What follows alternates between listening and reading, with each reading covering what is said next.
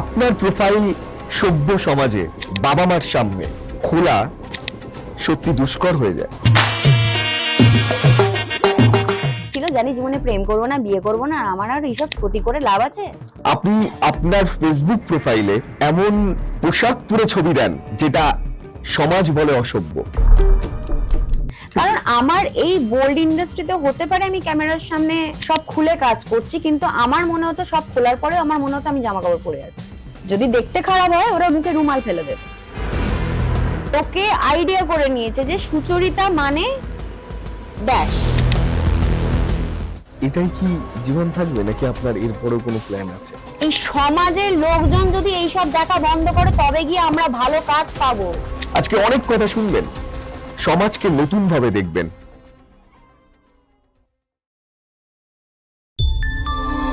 Shantanu take, এখানে চেনা মুখের অচেনা কথা হয়। নমস্কার and welcome to Shantanu tech, চেনা মুখের অচেনা কথা হয় এই থেকে। আর আজকে যে এপিসোড আপনারা দেখবেন, যে আড্ডা আপনারা দেখবেন, এটা সচরাচর কোনো বাংলা পডকাস্টে এর আগে খুঁজে পেয়েছেন বলে জানা নেই আমার। আজকে যে মানুষটা আমার সাথে আছে আপনি থাম্বনেলে দেখেছেন, আপনি এপিসোড এবার দেখবেন। তিনি গুণী মানুষ, অভিনেত্রী হতে চেয়েছিল, তিনি অভিনেত্রীও। তিনি খুব ভালো নাচ করতে পারেন, কিন্তু সময় তাকে হাতে ধরে বোল্ড ইন্ডাস্ট্রিতে নিয়ে আসে। এবার কোট আনকোট বোল্ড ইন্ডাস্ট্রি মানে কি সেটা আমি আর আপনাকে বিবরণ করে বললাম না। আজকে অনেক কথা শুনবেন, সমাজকে নতুন ভাবে দেখবেন একটা স্বপ্নকে কিভাবে তিলে তিলে শেষ করে দেওয়া হয়েছে, একটা মানুষের ইচ্ছেকে কিভাবে ঘুরিয়ে বাস্তবের সম্মুখীন করিয়ে তাকে অন্য রাস্তায় নিয়ে আসা হয়েছে। আজ আমার গেস্ট সত্যি আশ্চর্যকর এক পডকাস্টের জন্য আমার গেস্ট সুচরিতা ভট্টাচার্য। দিদি, welcome to Shantanu tech. Bold ইন্ডাস্ট্রির খুব খুব খুব জনপ্রিয় আপনি একজন মুখ। সোশ্যাল মিডিয়ায় আপনার প্রোফাইলে স্বল্প পোশাক পরে আপনি নাচ করছেন, এই ভিডিও ভাইরাল। আপনার প্রোফাইল সভ্য সমাজে বাবা মার সামনে খোলা সত্যি দুষ্কর হয়ে যায়। আপনি আপনার ফেসবুক প্রোফাইলে এমন ছবি দেন, এমন পোশাক পরে ছবি দেন যেটা সমাজ বলে অসভ্য। কিন্তু অনেকে এটা জানে না যে আপনি সেই মেয়ে, যে মেয়ে সেক্টর 5-এ চাকরি করতে যেত। আপনি সেই মেয়ে যে মেয়ে একটা টিম চালাতো। আপনি সেই মেয়ে যে মেয়ে নাচকে স্বপ্ন করে বড় হতে চেয়েছে এবং অভিনয়কে নিজের পেশা করতে চেয়েছিল। একদম। আমি শুরু থেকে আজকে সবাইকে বলি, প্রথম জীবনটাতে আসি, আইটি হাব সেক্টর 5-এ আপনি চাকরি করতেন, সেখান থেকে অভিনয়। না, অভিনয়টা আমার ছোট থেকেই ছিল। এটা চাকরিটা তো আমি অনেক অনেক বড় হয়ে করেছি। মানে আমি 17-18 বছর বয়স থেকে টিউশনি করতাম, তারপর আস্তে আস্তে আমার দাদা চাকরি করতো টাটা ইন্ডিকম, তখন ইন্ডিকম ছিল, ইন্ডিকমে করতো। দাদার সোর্সে আমি ঢুকেছিলাম অ্যাজ এ টেলিকলার। ওকে, সেইখান থেকে আপনার টেলিকলার থেকে তারপরে আমাদের প্রমোশন হয়ে আমি টিম লিডার হলাম। ওই টিম লিডার হয়েই থেকে গেলাম, তারপরে আর কিছু হয়নি। তারও পেছনে কারণ আছে, কারণ সব জায়গাতেই সব রকম সবকিছু আছে। তো যাই হোক, আমি আমার বাউন্ডারির মধ্যে ছিলাম, আমি টিম লিডার থেকে ভালো ছিলাম। মানে আমি ভালো করে, মানে যতদিন চাকরি করেছি ভালো করেছি। বেশ। তারপর চাকরি ছেড়ে দিলেন কেন? চাকরি ছেড়ে দিলাম, ওই বিয়ে করতে হবে। আর আমার শ্বশুর বাড়ির ধারণা ছিল যে চাকরি করা মেয়েরা কোনোদিনও ঘরের বউ হতে পারে না, সংসার করতে পারে না। আপনি বিয়েটা কি দেখাশোনা করে? না না না না না, প্রেম করেই হয়েছে, কিন্তু হয় না, 2 বছরের প্রেম ছিল, বিয়েটা ছিল 6 মাসের। সে কি? হ্যাঁ। মানে বিয়ের পর কি হলো যার জন্য? না বিয়েতে তো অনেক কিছুই হয়েছে, তবে আমি এটাই মনে করি যে সবার জন্য সবকিছু না। তো এই প্রেম বিয়েটা আমার জন্য নয়, তাই ওই চ্যাপ্টারটা ওই ক্লোজ করে দিয়েছি। মানে আমি যখন যখন যেটা বুঝি যে এটা আমার জন্য নয়, ওই লেসনটাই বাদ দিয়ে দিই আমার বই থেকে, যে যা ঝামেলা শেষ। এই হচ্ছে ব্যাপার। আর যদি বলো যে বিয়ে কেন করলাম, বিয়ে করার আমার ইচ্ছে ছিল না, কিন্তু ওই বলে না লোকজন, রিলেটিভ, হুম, মা বাবা, আহ, সবাই চায় তো সবাই মেয়ের বলছে বিয়ে বিয়ে হোক। কর বিয়ে কর। ভাই বিয়ে যখন করতেই হবে, তাহলে এবার বিয়ে করার জন্য আমরা ছোটবেলা থেকে কি শুনি, যে ছেলের নিজের বাড়ি হবে, ছেলে চাকরি করে, মা বাবার একমাত্র ছেলে। আমি এরকমটি দেখেই গেছিলাম। ও বাবা রে বাবা, পরে গিয়ে বুঝলাম যে কপালে যদি সুখ থাকে, তুমি 12 জনের জয়েন্ট ফ্যামিলিতেও তুমি সুখী হবে, আর যদি তোমার কপালে সুখ না থাকে, তুমি বরকে নিয়ে আলাদা থেকেও তুমি সুখী হবে না। আর স্পেশালি যদি তোমার বর যদি এখন বর না হয়, বলদ হয়, কারণ বরকে তো বর হতে হবে না, এটাই হচ্ছে মেন ব্যাপার। এটা মানে আমার খুব এটাও জানতে ইচ্ছে করছে যে একটা আমাদের সমাজে বহু মানুষ আছেন যারা বিয়ে হয়েছে, তারপর বিচ্ছেদ হয়ে গেছে, তারপর আবারও বিয়ে করেছে এবং তারা ভালো আছে। আপনি তারপরে আর বিয়ের 2 বছর যাকে এত ভালো করে আহ, আহ, দেখে নিয়ে বিয়ে করলাম, তারই গ্যারান্টি নিতে পারলাম না সেকেন্ড জন যে তার থেকেও বড় হবে না, তার কোনো মানে আছে? এরপরে যদি আমি কোনোদিনও বিয়ের চিন্তা ভাবনা করি, আমি নিশ্চয়ই 2-3 বছর প্রেম করব না, হুম, আমি দেখাশোনা করে বিয়ে করব। তা আমি যদি 2 বছর প্রেম করে যদি আমি ভুলভাল লোককে বিয়ে করি, তাহলে আমি এক চান্সে কি করে বুঝবো যে আমি একটা রত্ন খুঁজে নিলাম? আর রত্ন তো আমি পাবো না, আমি জানি। কারণ আমি এখন যে পরিস্থিতি, মানে যে প্রফেশনে আছি, সেই প্রফেশনে দাঁড়িয়ে আমি মোটামুটি বুঝে গেছি যে বিয়ে করাই উচিত নয়। সে কি? হ্যাঁ। আপনি এই বোল্ড ইন্ডাস্ট্রিতে আসলেন কি করে? কারণ খুব মধ্যবিত্ত পরিবারের হ্যাঁ হ্যাঁ মানুষ আপনি। আমি যখন আমার বিয়ে থেকে বেরিয়ে আসার পরে আমি থিয়েটার যাত্রাই করতাম। আচ্ছা, 2019 সালে যখন নতুন নতুন সব বোল্ড অ্যাপ বেরোয়, তখন আমার কাছে প্রথম অফার এসেছিল। আচ্ছা, ঠিক আছে, যে এরকম একটা অ্যাপের কাজ। আমি বললাম অ্যাপ কি জিনিস? আমার কাছে প্রথম কথা ছিল অ্যাপ কি জিনিস। বলছে এখন তো কেউ সিনেমা হলে সিনেমা দেখে না, এখন আর সিনেমা বেরোয় না, সব সিরিজ বেরোয়। সিরিজ কি জিনিস? 2019 সালের কথা বলছি, আমার কাছে সিরিজটাও কি জিনিস আমি জানতাম না। ওকে। না এমনি এপিসোড বেরোবে সিরিয়ালের মতন। আলাম খুব ভালো। তো কি করতে হবে? না অভিনয় করতে হবে। খুব ভালো, অভিনয় করব। আর কি করতে হবে? না একটু বোল্ড আছে। আলাম একটু বোল্ড মানে? না টপলেস কাজ হবে। মানে তখনকার সময় টপলেস হতো, ঠিক আছে। ওকে। আলাম আমি ক্যামেরার সামনে চুমু খেতে পারবো না, আমি টপলেস করব? আমি ক্যামেরার সামনে চুমু খাওয়ার অভিনয় দিতে পারবো না, আমি টপলেস করব? না না, আমি এ কাজ করব না বলে বন্ধ করে দিয়েছিলাম। আমাকে তারপর আর ম্যাক্স ফোনও করেনি, কিছুই না। লকডাউনের টাইমে তখন আমি নিজে থেকে ম্যাক্সকে ফোন করলাম যে তোমার ওই অ্যাপের কাজ এখনো আছে? আপনি লকডাউনে কি এমন পরিস্থিতি হলো যার জন্য আপনি আমি তো যাত্রা করতাম। হুম, লকডাউনের টাইম যাত্রা বন্ধ হয়ে গেল, মোটামুটি সবই বন্ধ হয়ে যায়। সেই সময় আমার বাবার শরীর খারাপ হয়ে যায়। মানে আমার বাবা ইলেকট্রিকের বিল জমা দিতে গিয়ে আমার বাবার হার্টের প্রবলেম হয়, আমার বাবার আচ্ছা, স্টেন বসানো আছে, ব্লকেজ ধরা পড়ে। তো সেই মুহূর্তে আমার এই ইন্ডাস্ট্রিতে জয়েন করা, কারণ আমার ওই সময় এত পরিমাণ টাকার দরকার ছিল যে টাকাটা আমি কোনোভাবেই জোগাড় করতে পারতাম না। মানে আমার কাছে এই রাস্তাটাই খোলা ছিল।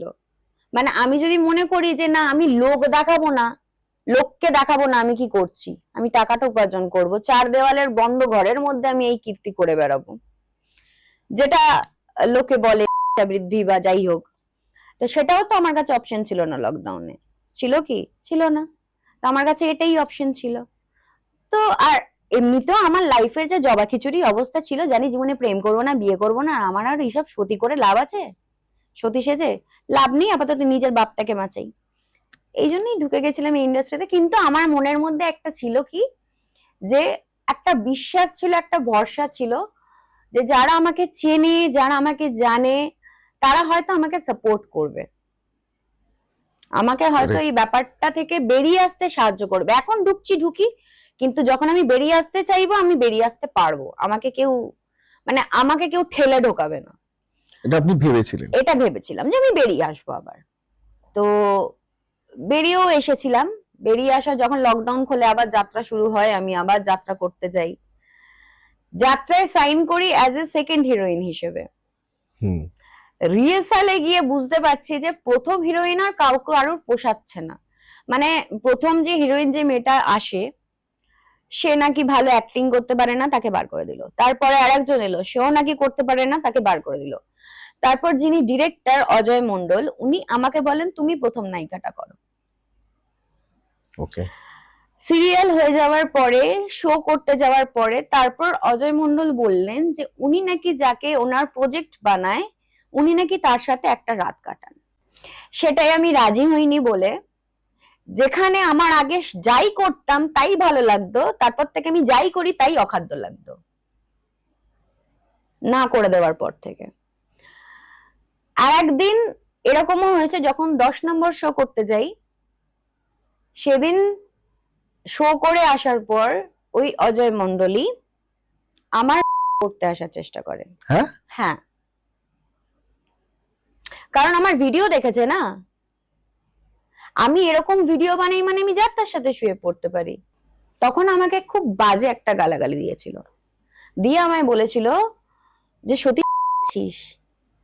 তখন আমি ফোন নিয়ে ওয়াশরুম যাই, আমার যাত্রা দলের মালিককে ফোন করি, উনি আসেন, ওনাকে নিয়ে যান। পরের দিন আমি ভোরবেলা ট্রেন ধরে বাড়ি চলে আসি। তারপর আবার ইন্ডাস্ট্রিতে ঢুকে যাই। কারণ আমার এই বোল্ড ইন্ডাস্ট্রিতে হতে পারে আমি ক্যামেরার সামনে সব খুলে কাজ করছি, কিন্তু আমার মনে হতো সব খোলার পরে আমার মনে হতো আমি জামা কাপড় পরে আছি। ওরা এতটা সম্মান দিত। কারেক্ট। দিদি, আপনি তো সিরিয়াল তো অভিনয় করেছেন। না, সিরিয়াল আমি জীবনে করিনি। সিরিয়ালে প্রথমে ওই সিরিয়ালের কথা আর বলো নে, সুমিত গাঙ্গুলির ডায়নামিক প্রোডাকশন, ওখানে আমি যাই। ওখান থেকে ওনারা নাকি কাজ দেবেন, ঠিক আছে, পোর্টফোলিও হয়। সে কি পোর্টফোলিও, আমার যে ভাই এসছে সে ভাইও গেছিলেন। এই ভাই তো তাও দিয়েছে 60,000 না 8,000 টাকা দিয়েছে, দিয়ে বলদ সেজে এসছে। আমি তো টাকার গল্প, আমি যেখানে টাকার গল্প শুনি সেখান থেকে সরে যাই। মোটামুটি টাকা মানেই গল্প, আমার টাকা ইনকাম করার জন্য কাজে নেমেছি ভাই, টাকা দিয়ে কাজ করবে। টাকা যদি থাকতো তাহলে তো কাজ করতাম কেন? আমার কাছে এটাই কথা ভাই, টাকার জন্য কাজ করতে এসেছি, টাকা দেবো কেন আমি? কারেক্ট। আর তুমি আমাকে বলছো যে তুমি প্রোফাইল, তোমার তো প্রোফাইলই নেই। আরে কাজ দেবে, কাজ করব, তবে না প্রোফাইল হবে। এমনি এমনি ঘরে বসে বসে প্রোফাইল হয়ে যায়? এই যে এখন আমাকে বেশিরভাগ সময় লোকে যেটা বলে, তুমি তোমার কোনো অ্যাক্টিং এর ভিডিও পাঠাও। আমি অ্যাক্টিং এর কি ভিডিও পাঠাবো? থিয়েটার যেগুলো আগেও করেছি, মনে করো থিয়েটার করেছি, যাত্রা করেছি, সেগুলো ভিডিও হতো না। আমি এখন ভিডিও কি পাঠাবো অ্যাক্টিং এর? তো অ্যাক্টিং দেখতে গেলে হয় তোমাকে আমার অডিশন নিতে হবে, কারেক্ট।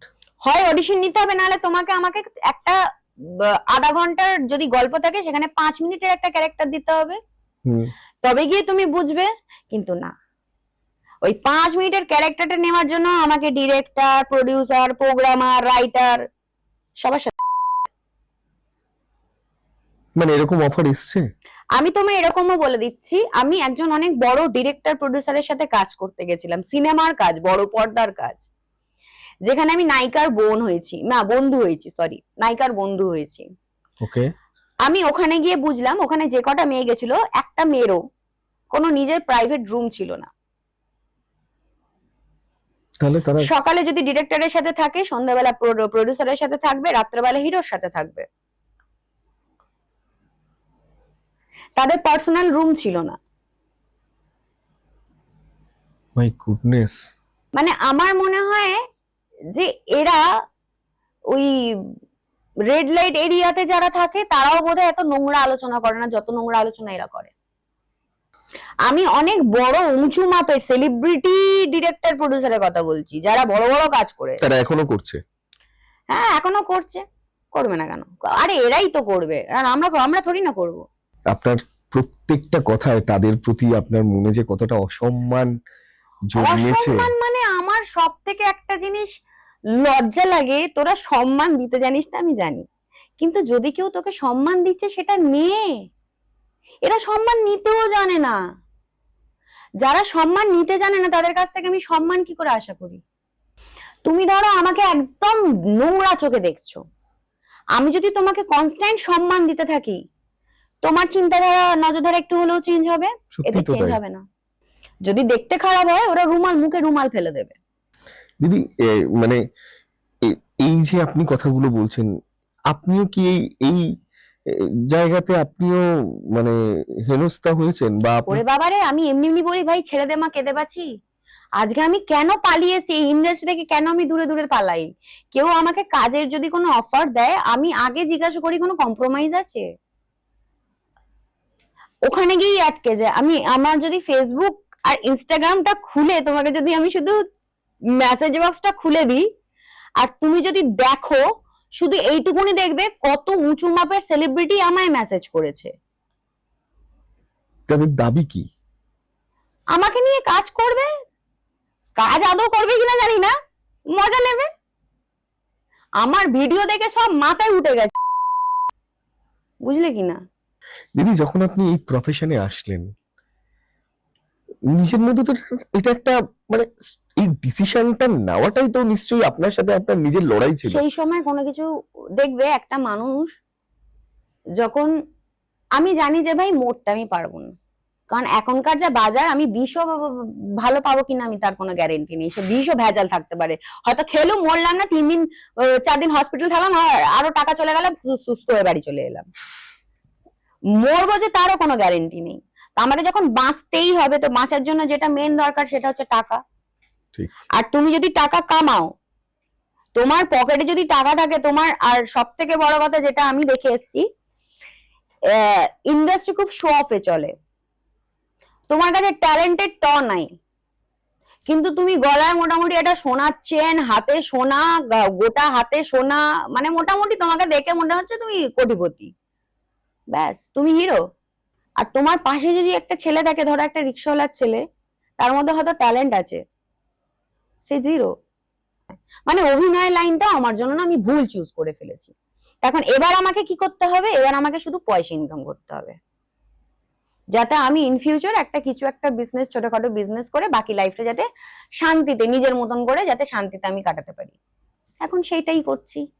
এখন নিজের অ্যাপ খুলে নিয়েছি, লাইভ স্ট্রিম করি। এই যে তুমি বললে না যে তোমার এই চিন্তাধারা কেন, আমি যখন লাইভে বসি তখন যদি 100টা পুরুষ মানুষ আমার সাথে কথা বলতে আসে, যার মধ্যে 99 পুরুষ মানুষ থাকে বিবাহিত, আমি লোকের বরদেরকে নিয়ে ভালো আছি, আমি নিজের বর কেন রাখতে যাব? দিদি, এই যে আপনি যখন বোল্ড ইন্ডাস্ট্রিতে গেলেন, যেভাবে আপনাকে দেখছে, এটা আপনার ফ্যামিলি বা আপনার আত্মীয় স্বজন তাদের রিয়াকশন কি ছিল? প্রথম কথা হচ্ছে আমার ফ্যামিলি বা আত্মীয় স্বজন, দেখো আমি যদি 2022 সালে স্মার্টফোন ইউজ করি আর ইনস্টাগ্রাম তখন যদি আমি ব্যবহার করি, তাহলে আমার মা বাবা বোঝে নাও আরো কয়রকম। তারা তো ফিল্ম কি জিনিস সেটাই জানে না, হয়তো জানে কিন্তু চোখেই দেখেনি। আর আমার বাড়ির রিলেটিভরা যারা আছে তারা কেউ দেখেও না, তাদের অত খেয়ে বসে কাজ নেই। যারা মানে আমার রিলেটিভ বলো বা আমার বাড়ির লোক বলো, তারা মোটামুটি এইসব জিনিস ফলো করে না। হ্যাঁ, তবে হ্যাঁ কান ঘুষে অনেক কথাই আসে, কিন্তু সবাই জানে আমি কেন এসেছি। মানে মোটামুটি মনে করো আমার মা বাবা আমার রিলেটিভ, মানে যতজন রিলেটিভ এখন আমাদের সাথে আর কি যোগাযোগ রেখেছে, মানে আমার মাসিরা, মামারা, আমার জাতুতো দিদিরা, তাদের কাছে মোটামুটি আমার মতন মেয়ে হয় না। মানে তারা ভাবে বোধহয় আমি তাদের জন্য সবকিছু স্যাক্রিফাইস করে দিলাম। মানে আমার মা এই ভেবে কষ্ট হয় যে আমার মেয়েটা আমাদের জন্য জীবনে আর কিছু পেলো না, কিন্তু আমার মা বাবাকে আমি এটা বুঝে উঠতে পারি না গো, না গো আমার জীবনে নেই ওইসব কিছু, তাই আমি নেমেছি। সেই মুহূর্তে আমার যদি কোনো বয়ফ্রেন্ড থাকতো বা হাজবেন্ড থাকতো, আমি কি থোড়ি ইন্ডাস্ট্রিতে নামতাম না। ঠিক। মানে একটা কথা শোনা যায় আর কি, যে আপনাকে এই বোল্ড প্রফেশনে দেখে আপনার নাকি যেখানে আপনি থাকতেন সেই জায়গাও নাকি চেঞ্জ করতে হয়েছে। হ্যাঁ, আমার দাদার বন্ধু বলবো না, মানে হয় না অনেক সময় পার্টি অফিসে, মানে এলাকার ছেলের সাথে জান পরিচয়, দাদা দাদা এরকম হয়। তো আমি যখন অফিস করতাম তখন থেকেই ওই পার্টি অফিসের ওই লোকটার আমার উপরে একটু নজর ছিল, অনেক রকম মানে দাদার বন্ধু হিসেবে অনেক রকম ভাবে লাইন মারার চেষ্টা করেছে, কিন্তু আমি পাত্তা দিইনি। আর পাত্তা দিইনি এমন নয় যে ওকে সুন্দর স্মার্ট দেখতে হলে পাত্তা দিতাম, বা ওকে দেখতে খারাপ বলে পাত্তা দিইনি, তা না। ওকে আমি পাত্তা দিইনি মেনলি এই কারণে, কারণ লোকটা প্রথমত বিবাহিত ছিল, আর দ্বিতীয়ত ওর স্বভাব চরিত্র একদম ভালো ছিল না। ওকে মানে ওকে দাদা কেন, ওকে বন্ধু হিসেবেও পাশে নিয়ে রাখা যেত না।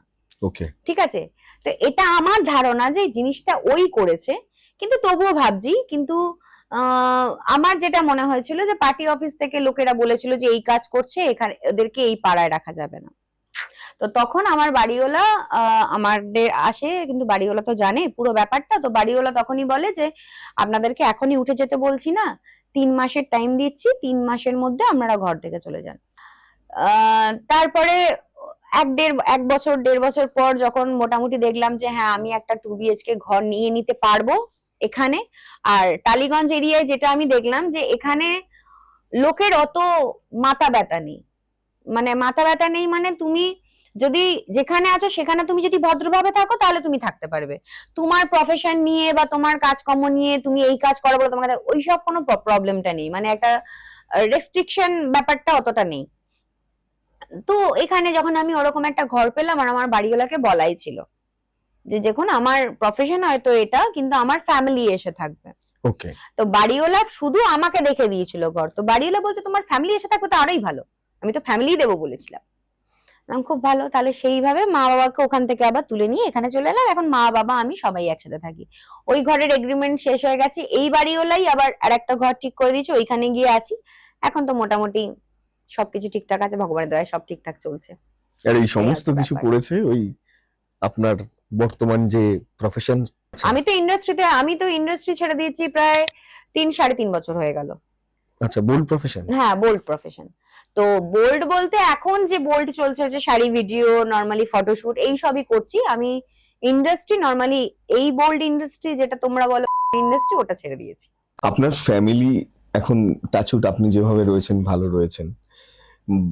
বেসিক্যালি আপনার কথা শুনে আমার মনে হলো যে সময় এবং প্লাস ফ্যামিলিকে সাপোর্ট করার জন্যই আপনার তৎক্ষণাৎ অর্থের প্রয়োজনে আপনি এখানে আসেন।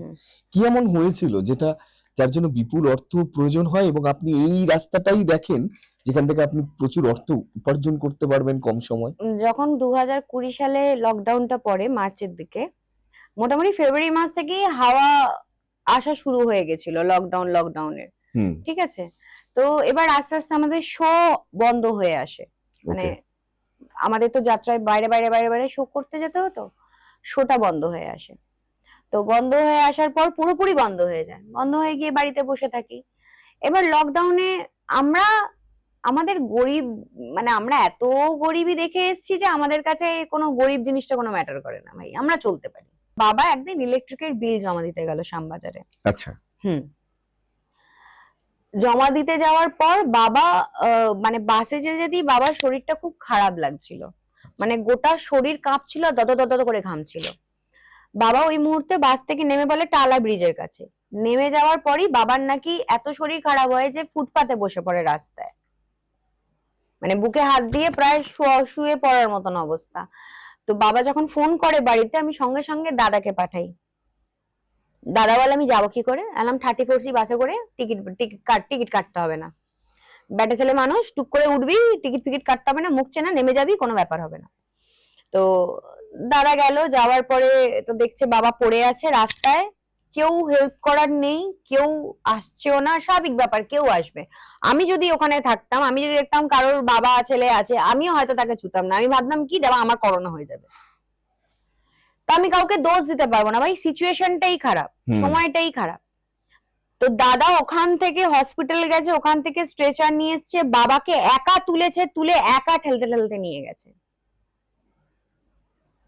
আর সেই মুহূর্তে লকডাউন, সরকারি হসপিটালের দিকে যা টেস্ট দিচ্ছে সব বাইরে। এক একটা টেস্ট 1300, 1400, 1700, 2100, 400, 500, 300 তো খুব কম টেস্ট। ওটাও একবার দুবারই করতে হচ্ছে, বেশি টেস্ট ওই রকম। আর এভরিডে টেস্ট হচ্ছে, এভরিডে। শুধু অপারেশনটাই ফ্রিতে হয়। আর আয়া লকডাউনের টাইমে নিচ্ছে দুপুরে 500, রাতে 500। সেই টাকা জোগাড় হবে কি করে?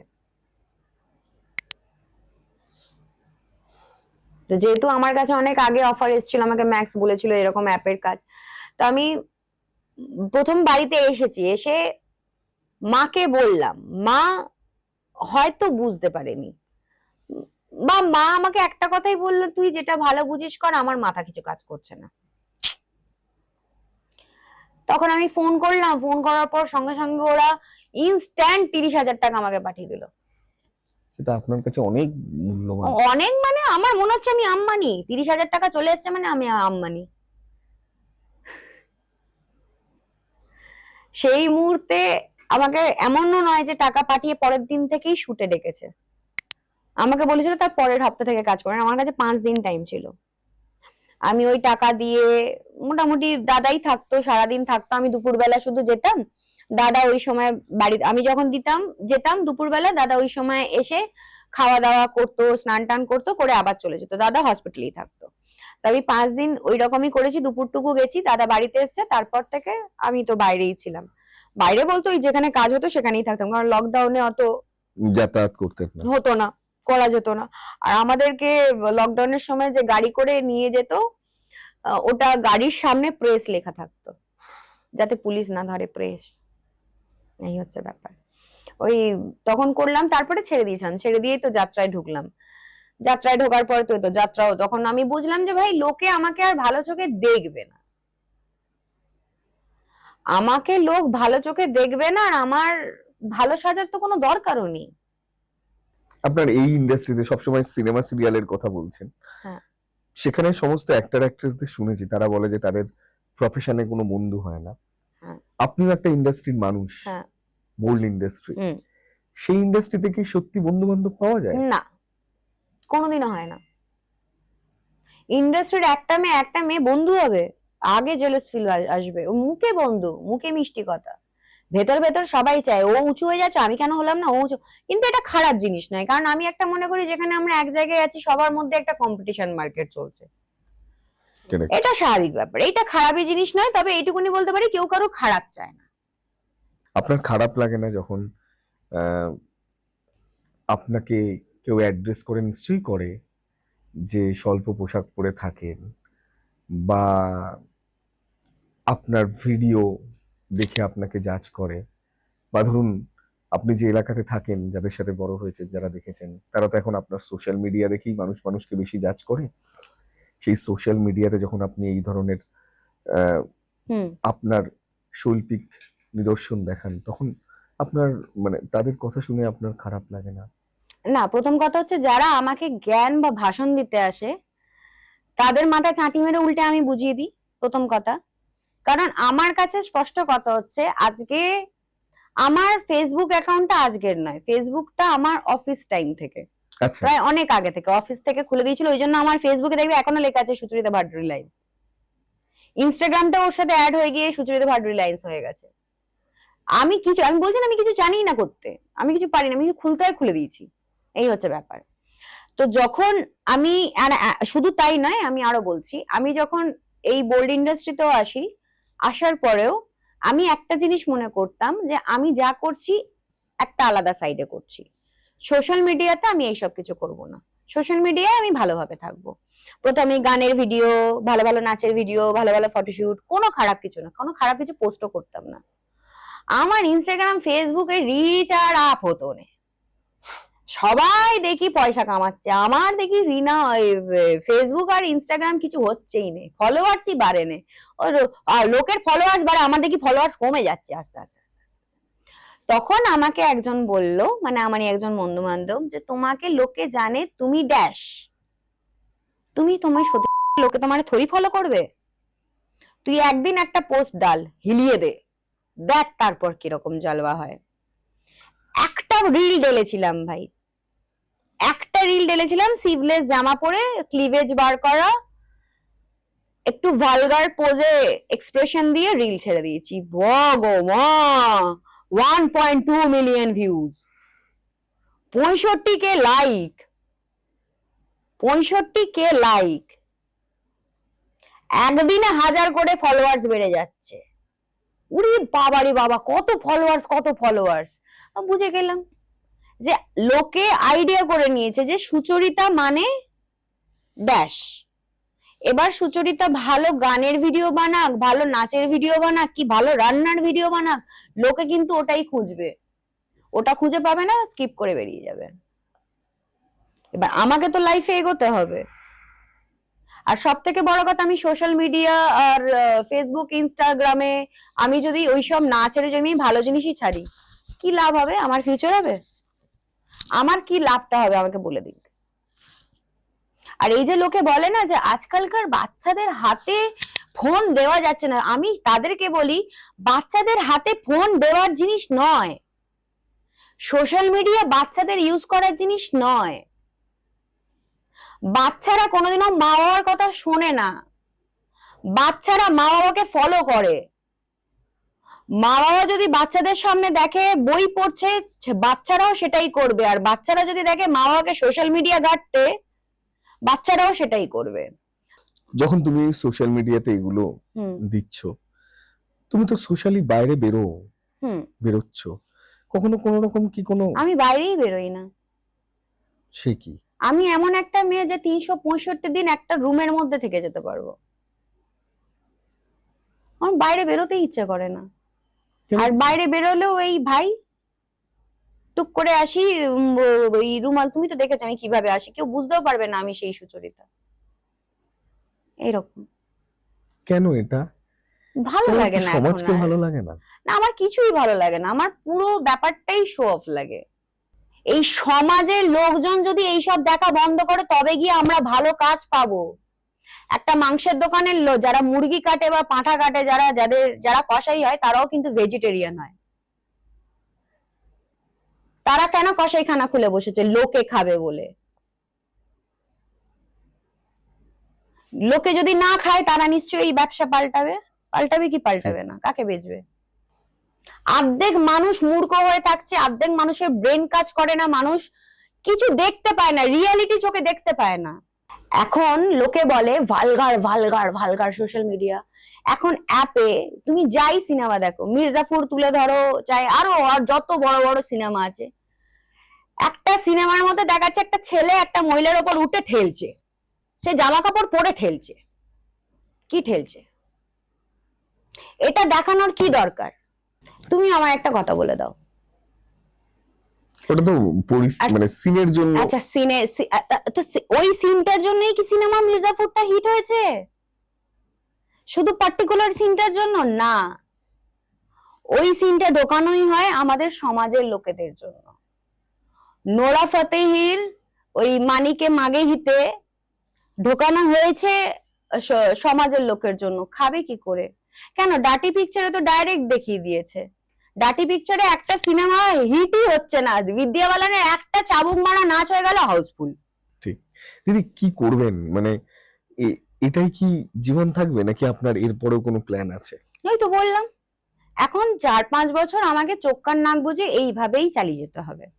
আচ্ছা, যদি 40-এর পরে গিয়ে আমি যদি একটা সুস্থ সবল জীবন পেতে চাই, ওই যে আমি বললাম আমার 90s এর টাইমটা যদি আমি ফিরে পেতে চাই আমার লাইফে, তাহলে আমাকে এখন 4-5 বছর এইভাবেই খাটতে হবে, কিছু করার নেই। কোনো কিছুতে রিগ্রেট হয়? এই যে বললুম, জীবনের কিছু কিছু জিনিস ভুল চুজ করে ফেলেছি। এই প্রথম রিগ্রেট করে তো লাভ নেই। আমি আর বেশি দীর্ঘায়িত করব না, কারণ সব আড্ডারই একটা সময় থাকে, একদম সবকিছুই শেষ করতে হয়। আমাদের এই শান্তনু টেকের এই আজকের পডকাস্টে অনেকে অনেক কিছু জানলো। আপনার প্রফেশনে এরকম বহু মানুষরা আছেন এবং অনেকে আপনাদের সম্পর্কে অনেক কিছু না জেনেই অনেক ভাবনা চিন্তা করে, তাদের ভাবনা হয়তো বদলালো। আমিও আজকে যদি এই প্রফেশনে না আসতাম, আজকে ধরো আমি মনে করি যে আর যদি আমি পড়াশোনায় ভালো হতাম বা আমি যদি মা বাবার কথা একটু শুনতাম, তাহলে হয়তো আজকের ডেটে আমি কোনো স্কুল টিচার হতাম বা কোনো ডান্সের টিচার হতাম, হয়তো অন্য রকম আমার একটা লাইফ হতো। কিন্তু এখন আর এইসব ভেবে লাভ নেই। যাওয়ার আগে কি বলবেন? আর ও প্রান্তে যারা আছেন আবারও মনে করিয়ে দিই, প্লিজ সাবস্ক্রাইব করতে ভুলবেন না। এই এপিসোড একদম অন্যরকম এপিসোড, আমার যতদূর ধারণা। এরকম একটা নতুন এপিসোড আপনার কেমন লাগলো, ভালো খারাপ প্লিজ সবটা জানাবেন। ক্যামেরা উপরান্তে বাবাইদা এবং কৌস্তব, আর এ প্রান্তে আমি শান্তনু, আর এটা আমার ঠেক, শান্তনু ঠেক। আর আজকে আমার গেস্ট সুচরিতা দি, প্লিজ যাওয়ার আগে কি বলবেন? আহ বেশি কিছু বলতে চাই না, আমি শুধু এইটুকুনি বলতে চাই, চিন্তাধারা বদলান। যদি সত্যি সমাজটাকে সুন্দর করতে চান, তাহলে আমাদের দিকে আঙুল না তুলে অ্যাটলিস্ট ভেতরে ঢুকে জানার চেষ্টা করুন যে এই মেয়েটি বা এই মহিলাটি এই জিনিসটা করতে কেন বাধ্য হলেন। কারণ আমরা কিন্তু কেউ ফ্রিতে করি না, আমাদের কিন্তু কারোর এই জিনিসটা করতে ভালো লাগে না। তো যদি আমি একটা যে কথাই বলবো, যে একটু চিন্তা ভাবনা করে দেখবেন যে আমরা এটা অ্যাজ এ আর্ট বা প্রফেশন হিসেবেই করি। যদি আপনাদের এটা আমি বলবো না যে কারোর খারাপ লাগে, কারণ আমরা যে কাজটা করি এটা এমন একটা জিনিস, একটা না একটা মুহূর্তে এসে কারোর না কারোর হয়তো মাইন্ড ফ্রি আমরা করি, আমাদের যেটা মনে হয়। তো আমি এটাই বলবো যে কাউকে কোনোদিনও জাজ করবেন না। আমাদেরও নিজস্ব একটা লাইফ আছে আপনাদের মতনই। তো আমি একটা কথাই বলবো, সম্মান আপনারা যদি দিতে পারেন তাহলে সম্মান আপনারাও নিতে পারবেন। আর অবশ্যই কাউকে জাজ করা উচিত নয়, কারণ আমরা কেউই আমি মনে করি যে আমরা কেউই এই কাজটা শখে করি না। আর যদি সত্যি এই কাজগুলো বন্ধ করতে চান, তাহলে সবার প্রথমে যেটা করতে হবে, আপনাদের নিজেদেরকে চেঞ্জ করতে হবে। আপনারা যত অ্যাভয়েড করবেন, আপনারা যত কম দেখবেন, তত এই জিনিসগুলো কম ভাইরাল হবে, আর কিছুই না। নমস্কার।